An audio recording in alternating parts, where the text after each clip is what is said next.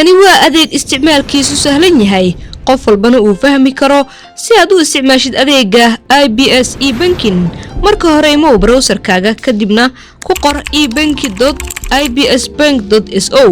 hadda si aad ugu mid noqoto macaamiisha sida sahlan u isticmaasha adeega IBS e-banking fadlan taabo halka ay ku qoran tahay self register kadibna buuxi foomka si aad u diiwaan geliso customer ID halkan waxaad gelisaa account numberkaaga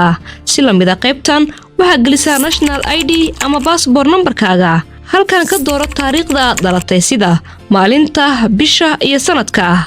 registered form gel numberka kugu diiwaan gashan akoonkaaga hadda waxaa si toos ah u taabataa register kadibna dooro habka aad rabtid in lagugu soo diro OTP numberkaaga geli OTP numberka lagugu soo diray taleefankaaga kadibna confirm taabo hadda waa ku guuleystay isdiiwaangelintaada waxaa taleefankaaga lagugu soo dirayaa username-ka iyo password-ka aad ku geli lahayd adeega IBS e-banking si lagu xaqiijiyo waxaa mar kale doorataa habka aad rabtid in lagugu soo diro OTP numberkaaga kadibna geli OTP numberka lagugu soo diray taleefankaaga fadlan buuxi qaybta su'aalaha khaaska ah ee laga hubin doono marka aad reset gareysid password-kaaga kadibna submit taabo